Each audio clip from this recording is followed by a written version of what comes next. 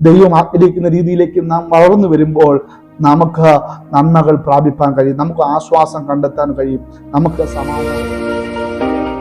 ഇരുൾ അടഞ്ഞ വഴികളിൽ തിരുനാളമാകുവാൻ ഇന്നത്തെ ചിന്ത. Praise the Lord.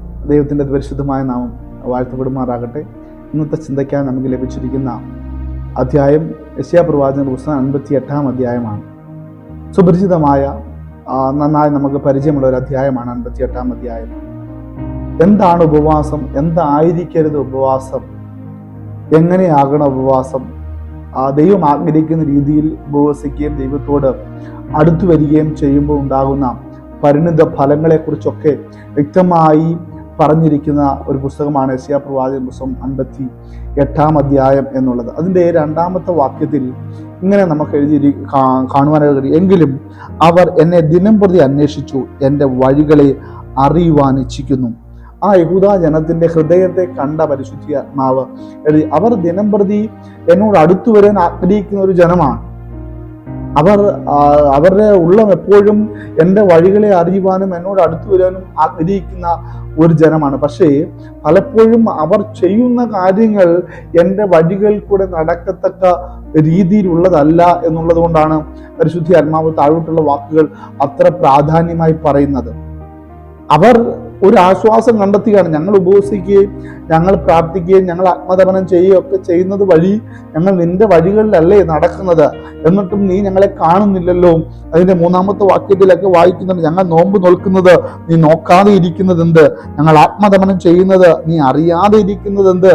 പലപ്പോഴും പുതിയ നിയമ സഭകളിലെ ഒരു ദുഃഖം, നമ്മുടെ പ്രാർത്ഥന അല്ലെങ്കിൽ നമ്മുടെ ഉപവാസം ദൈവം കാണുന്നില്ലല്ലോ, നമ്മുടെ പ്രാർത്ഥന ദൈവം കേൾക്കുന്നില്ലല്ലോ എന്നുള്ള ഒരു ചിന്തയാണ്. അതിന് വ്യക്തമായ ഒരു മറുപടിയാണ് താഴോട്ടുള്ള വാക്യങ്ങളിൽ പരിശുദ്ധാത്മാവ് പറയുന്നത്. അതിന്റെ 4-ാമത്തെ വാക്യത്തിൽ നിങ്ങൾ എന്തിനാണ് നോമ്പ് നോക്കുന്നത്? നിങ്ങളുടെ മുഷ്ടികൾ ക്രൂര മുഷ്ടി കൊണ്ട് അടിക്കേണ്ടതിനും നിങ്ങൾ വിവാദത്തിനും കലഹത്തിനൊക്കെ നിങ്ങളുടെ സ്വന്തം താല്പര്യങ്ങൾക്ക് വേണ്ടിയല്ലേ പലപ്പോഴും ഉപവസിക്കുകയും പ്രാർത്ഥിക്കുകയും ഒക്കെ ചെയ്യുന്നത്. നിങ്ങൾ ഉപവസിക്കേണ്ട രീതിയിലാണോ ഉപവസിക്കുന്നത് എന്ന് ഒരു ചോദ്യം അവിടെ ചോദിക്കുക.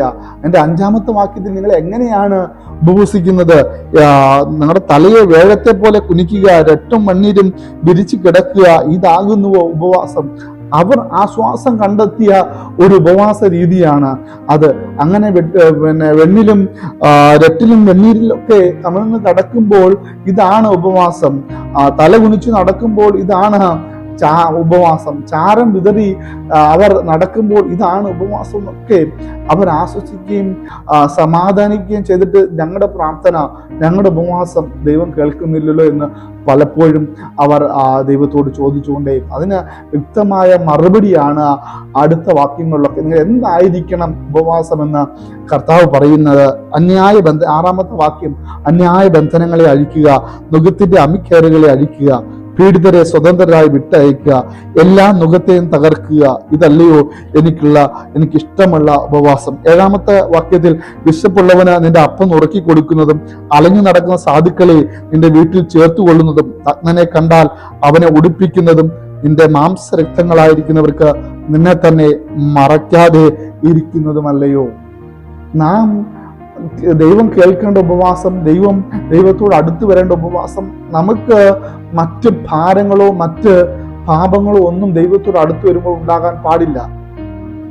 നമ്മൾ പീഡിതരുടെ മണ്ടയിൽ അധികം നുകം ചുമത്തിയിട്ട് നമ്മൾ ദൈവത്തോട് അടുത്ത് വരുമ്പോൾ അതൊരു ഉപവാസമാകുന്നില്ല, അതൊരു പ്രാർത്ഥനയാകുന്നില്ല, ദൈവം ആഗ്രഹിക്കുന്ന ഉപവാസമാകുന്നില്ല. ഇപ്പോഴത്തെ നമ്മുടെ ചുറ്റുമുള്ള കാലഘട്ട സാഹചര്യങ്ങൾ ഒക്കെ നോക്കുമ്പോൾ സഹജീവികൾ ഒത്തിരി കഷ്ടം അനുഭവിക്കും, ദുരിതമുഖങ്ങളിൽ വേദന അനുഭവിക്കുന്ന ഒത്തിരി സഹജീവികൾ നമ്മുടെ ചുറ്റുമുണ്ട്. അവരോടൊന്നും നമ്മൾ മനസ്സലിവ് കാണിക്കാതെ, അവരോടൊന്നും നമ്മൾ ദയ കാണിക്കാതെ ദൈവത്തോട് നമ്മൾ പ്രാർത്ഥിക്കുകയും ഉപവസിക്കുകയും ചെയ്യുമ്പോൾ പലപ്പോഴും ദൈവത്തിന് അത് ഹിതമുള്ള ഒരു പ്രാർത്ഥനയോ ഉപവാസമോ മാറുന്നില്ല എന്ന കർത്താവ് പറയുന്നത്. കർത്താവ് പറഞ്ഞു, എനിക്കിഷ്ടമുള്ള ഉപവാസം നിങ്ങൾ വിശപ്പുള്ളവനെ നിങ്ങളുടെ അപ്പം നുറുക്കി കൊടുക്കുന്നതും അലഞ്ഞടക്കുന്ന സാധുക്കളെ നിങ്ങൾ നിങ്ങളുടെ വീട്ടിൽ ചേർത്ത് കൊള്ളുന്നതും അങ്ങനെ കണ്ടാൽ അവനെ ഉടുപ്പിക്കുന്നതും നിന്റെ മാംസരക്തങ്ങളായിരിക്കുന്നവർക്ക് നിന്നെ താൻ മറയ്ക്കാതെ ഇരിക്കുന്നതുമല്ലയോ. പ്രിയപ്പെട്ട ദൈവമക്കളെ, പലപ്പോഴും നമ്മൾ ദൈവത്തോട് എൻ്റെ ഉപവാസം ദൈവമേ നീ കാണുന്നില്ലല്ലോ, എൻ്റെ പ്രാർത്ഥന ദൈവം കേൾക്കുന്നില്ലല്ലോ. ഒരിക്കലും നമ്മുടെ ഭാഗത്ത് ദൈവത്തോട് അടുത്ത് വരുവാൻ ഒരു ഭാരമോ ഒരു പാപമോ ഉണ്ടാകാൻ പാടില്ല. അതൊക്കെ വിട്ട് നമ്മൾ ദൈവത്തോട് അടുത്ത് വരുന്നതാണ് യഥാർത്ഥ ഉപവാസം.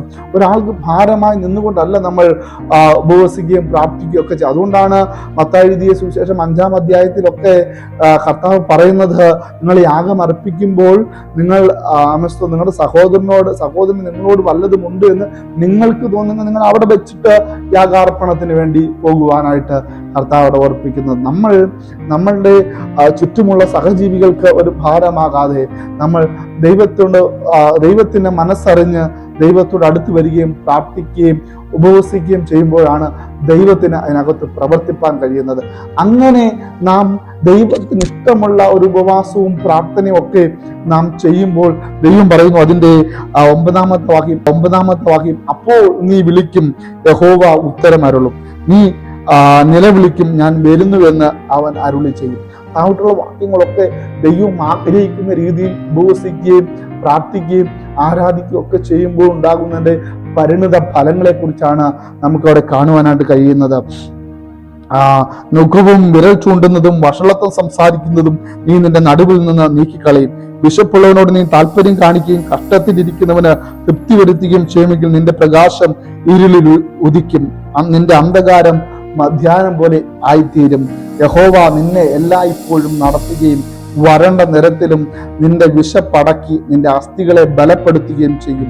നീ നനവുള്ള തോട്ടം പോലെയും വെള്ളം പറ്റിപ്പോകാത്ത നീരുറവ പോലെയും ആകും. അങ്ങനെ താഴോട്ട് അതിന്റെ 14-ാം വാക്യം വരെ ദൈവം ആഗ്രഹിക്കുന്ന രീതിയിൽ ഉപവസിക്കുകയും പ്രാർത്ഥിക്കുകയും ചെയ്യുമ്പോൾ ദൈവം നമുക്ക് വേണ്ടി ഇറങ്ങി വരുന്നൊരു ദൈവമാണെന്ന് വ്യക്തമായി പറയുന്ന ദൈവമാണ്. അതുകൊണ്ട് പ്രിയപ്പെട്ട ദൈവമക്കളെ, നമ്മുടെ പ്രാർത്ഥനകൾ വൃഥാവാകരുത്, നമ്മുടെ ഉപവാസം വൃഥാവാകരുത്. ദൈവം ഇറങ്ങി വരുന്ന പ്രാർത്ഥനകളും ദൈവ സാന്നിധ്യം അനുഭവിക്കുന്ന പ്രാർത്ഥനകളുമായി തീരണം. അതിന് ദൈവം ആഗ്രഹിക്കുന്ന രീതിയിൽ നാം ആയിത്തീരുമ്പോൾ മാത്രമാണ് യഥാർത്ഥ ഉപവാസം ഉണ്ടാകുന്നത്. ഞാൻ എപ്പോഴും പറയാറുള്ള ഒരു കാര്യമുണ്ട്, ഉപവസിക്കുമ്പോൾ ദൈവത്തിന്റെ സ്വഭാവത്തിന് മാറ്റം ഉണ്ടാകുന്നില്ല, മറിച്ച് നാം ആ ഉപവാസത്തിൽ കൂടെ നമ്മെ തന്നെ ഒരുക്കിയെടുക്കുമ്പോൾ ദൈവം ആഗ്രഹിക്കുന്ന രീതിയിലേക്ക് നാം വളർന്നു വരുമ്പോൾ നമുക്ക് നന്മകൾ പ്രാപിപ്പാൻ കഴിയും, നമുക്ക് ആശ്വാസം കണ്ടെത്താൻ കഴിയും, നമുക്ക് സമാധാനം പ്രാപിപ്പാൻ കഴിയും.